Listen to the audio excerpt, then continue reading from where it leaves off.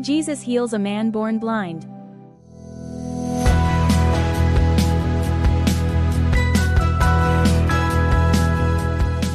Welcome to the Blessing Voices, where we explore the powerful miracles in the Bible. Today, we will look at Jesus heals a man born blind, found in John chapter 9 verses 1 to 41.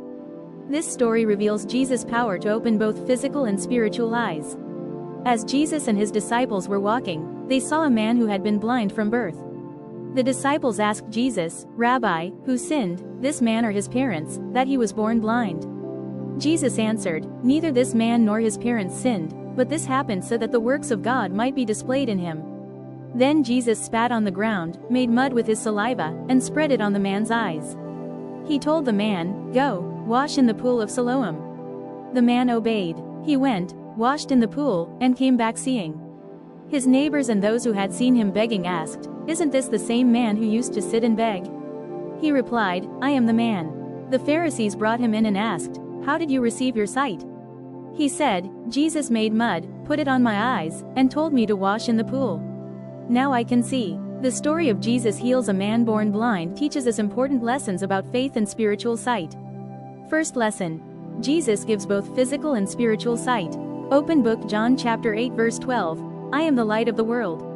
Whoever follows me will never walk in darkness but will have the light of life." The blind man not only received his physical sight but also came to know Jesus as Lord. Second lesson. True faith stands strong even when challenged. Open book Romans chapter 1 verse 16.